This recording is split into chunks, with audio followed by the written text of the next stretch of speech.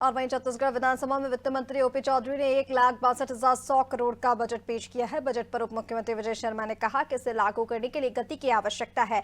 ये बजट तेज गति से कामों को पूरा करेगा। उन्होंने कहा कि इस बार पेट्रोल की कीमत कम हुई और टैक्स भी कटौती की गई है। बस्तर में नक्सली समस्या को समाप्त करने के लिए 3200 नई रिक्वायरमेंट के साथ विकास के प्रावधान किए गए हैं। तो वहीं नेता प्रतिपक्ष चरणदास महंत ने भाजपा सरकार पर तंज कसते हुए कहा कि यह बजट सिर्फ भाषण था जो किसानों, मजदूरों और बेरोजगारों की समस्याओं को नजरअंदाज करता है। इम्प्लीमेंटेशन को समय पूर्वक पूरा करने के लिए गति की आवश्यकता है, वित्त मंत्री जी ने बताया है। और मैं निसंदेह इस बात को मानता हूं कि जिस तरीके से इस बार का बजट प्रस्तुत किया गया है वो वस्तुतः स्पीड के साथ, गति के साथ कामों को पूरा करने वाला होगा।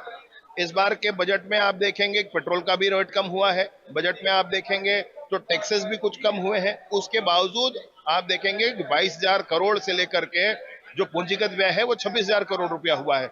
ये बहुत बड़ी बात है।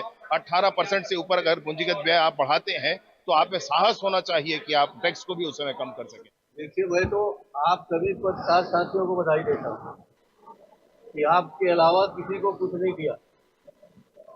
शब्दों के माया जाल में उन्होंने न तो नौजवानों का ख्याल रखा, न बेरोजगारों का ख्याल रखा, न हमारे मजदूरों का ख्याल रखा, न हमारे उन किसानों का ख्याल रखा जो गांव में खेती करते हैं।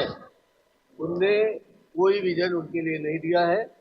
ये बजट सिर्फ उनका जो भाषण होता है वो भाषण था, और वो भी ऐसा भाषण जो ज्ञान और गति के बाद दुर्गति को दान करने वाला दिखता है।